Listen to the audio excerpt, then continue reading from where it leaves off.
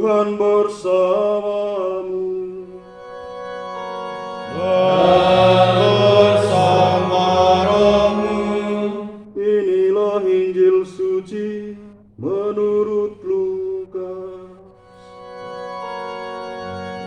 Dimuliakanlah Tuhan. Dalam tahun ke-15 pemerintahan Kaisar Tiberius, ketika Pontius Pilatus menjadi gubernur Yudea dan Herodes raja wilayah Galilea, Filipus saudaranya raja wilayah Iturea dan Trakonitis, dan Lisanias raja wilayah Abilene. Pada waktu Hanas dan Kayafas menjadi imam besar, datanglah firman Allah kepada Yohanes, anak Zakaria, di padang gurun. Lalu datanglah Yohanes ke seluruh daerah Yordan dan memberitakan baptisan tobat untuk pengampunan dosa, seperti ada tertulis dalam nubuat-nubuat Yesaya. Ada suara yang berseru di padang gurun, "Persiapkanlah jalan untuk Tuhan, luruskanlah jalan baginya. Setiap lembah akan ditimbun, setiap gunung dan bukit akan menjadi rata. Yang berliku-liku akan diluruskan, yang berlekak-lekuk akan diratakan.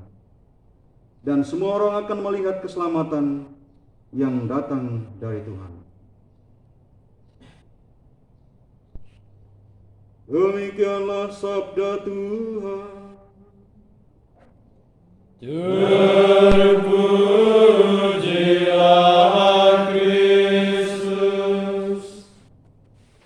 Ibu bapak saudara-saudari, para frater, suster, adik-adik sekalian terkasih dalam Kristus, sekali lagi selamat pagi untuk kita semua. Sabda hari ini mengundang kita sekalian untuk bertobat.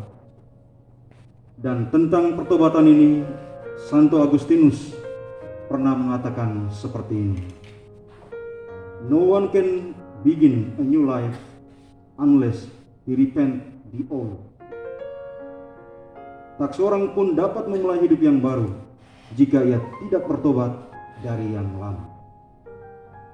Dalam kata-kata Santo Agustinus tersebut, kita bisa menelisik dan menemukan bahwasannya hakikat pertobatan selalu mengandaikan, dan tentu jauh lebih dalam dari itu, mengharuskan sebuah gerak peralihan dan perubahan.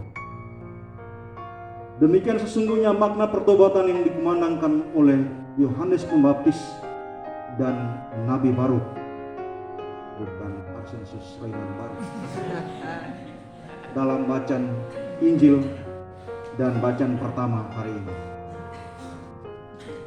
Yohanes Pembaptis berseru, "Bertobatlah dan berilah dirimu dibaptis, maka Allah akan mengampuni dosa." Dan Yohanes dia mewartakan baptisan di seluruh kawasan Yordan sebagai tanda pertobatan. Orang yang menerima baptisan ini akan mendapat pengampunan dosa. Dan pembaptisan yang diberikan oleh Yohanes Pembaptis ini adalah baptisan tobat. Artinya baptisan di mana menandai satu tekad untuk membuka lembaran hidup yang baru. Dan ini tadi menandakan gerak perubahan dari yang lama menuju kepada yang baru. Dalam alam pikiran kitab suci, bertobat itu adalah upaya untuk meninggalkan pikiran-pikiran yang mengekang batin dan membiarkan diri dibawa oleh kekuatan ilahi. Jadi pertobatan itu adalah utamanya itu, membiarkan diri untuk melepaskan diri dari pikiran-pikiran yang mengekang kebebasan kita sebagai anak-anak Allah. Dan pada saat yang sama, kita membiarkan diri dituntun, dipimpin oleh kekuatan-kekuatan ilahi sendiri.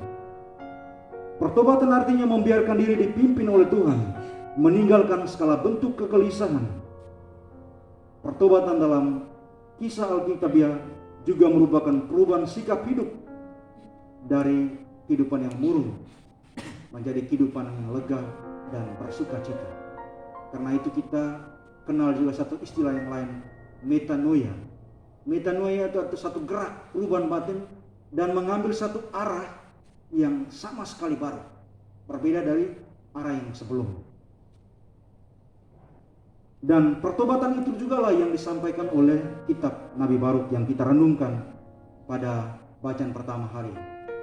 Nabi Baruk ini tulisannya terdiri dari 5 bab, dan keseluruhan tulisan ini ditulis dalam 2 bentuk prosa dan puisi. Pada bagian yang kita baca hari ini adalah bagian puisi, dan puisi ini dialamatkan kepada Yerusalem, berisi puisi-puisi peneguhan dan penghiburan kepada Israel supaya mereka tidak tetap tinggal dalam kesedihan. Karena apa? Karena Allah setelah datang dan terlibat dalam hidup orang Israel dan membebaskan Israel dari penderitaan yang sedang mereka hadapi saat itu. Karena itu dalam bacaan pertama tadi kita dengar bagaimana Baruk mengatakan, hendaklah engkau menanggalkan pakaian kesedihan dan kesengsaraan, lalu mengenakan perhiasan kemuliaan Allah untuk selama-lamanya. Di dalam bentuk puisi ini, Baruk berusaha untuk mengobarkan harapan orang-orang Israel supaya tidak tetap tinggal dalam kesedihan, kemurungan, kegalauan, tetapi bangkit, angkat muka, melihat kemuliaan Allah yang akan segera tiba, yang akan segera datang. Baruk memberi satu garansi pada orang-orang Israel bahwa Allah akan tampil, Allah akan datang, dan Allah akan mengubah hidup mereka. Kecuali itu, mereka diminta untuk selalu bertobat, mengandalkan Tuhan di dalam hidup, dan mulai satu petualangan yang sama sekali baru, berbeda dari petualangan yang sebelumnya. Penulis kitab Baruk mengundang semua orang Yahudi untuk mengakui keberdosaan bangsa itu, untuk bertobat, dan untuk mematuhi perintah-perintah Allah, dan mengharapkan bahwa Allah akan tampil, Allah akan turun tangan, Allah akan terlibat. Seperti impian Baruk dan Yohanes Pembaptis, pertobatan tersebut harus membangkitkan sukacita, menghadirkan lembaran baru dalam hidup yang ditulis dengan tinta kegembiraan. Jadi pertobatan itu harus melahirkan sukacita, melahirkan kegembiraan. Mengapa harus bergembira? Karena Tuhan dekat dengan hidup umatnya. Ia dekat dengan hidup kita. Bahkan Ia selalu berjalan menemani kita. Siapa yang tidak bergembira kalau Tuhan sendiri yang berjalan bersama dengan kita? Jadi dalam kesulitan dan tantangan apapun, Tuhan berjalan dan menemani hidup kita. Dan inilah sukacita yang sangat dalam, yang seharusnya ada dalam ziarah kemuridan kita, karena kita tuh ditemani oleh Tuhan sendiri. Sukacita yang sama dialami juga oleh Santo Paulus ketika dia mendengar kehidupan jemaat di Filipi yang tetap bertekun dan setia kepada Allah. Paulus katakan, saudara-saudara, setiap kali aku berdoa untuk kamu semua, aku selalu berdoa dengan sukacita. Bagaimana Paulus berdoa? Tidak dengan wajah sedih, tapi dia berdoa dengan sukacita, berdoa dengan penuh rasa syukur. Karena apa? Karena dia mengingat orang-orang di Filipi tetap setia, tetap berpanjang dalam kesetiaan dan ketekunan kepada Allah. Dan ia tetap mendoakan jemaat di Filipi agar mereka tetap bertahan, agar mereka suci dan tak tercatat menjelang hari Kristus. Saudara-saudari yang terkasih, di bawah terang panggilan kepada pertobatan dan ajakan untuk meninggalkan kerisauan, marilah kita berani meninggalkan sikap menghukum diri dan membiarkan diri dituntun oleh Allah sendiri agar dekat kepadanya kembali.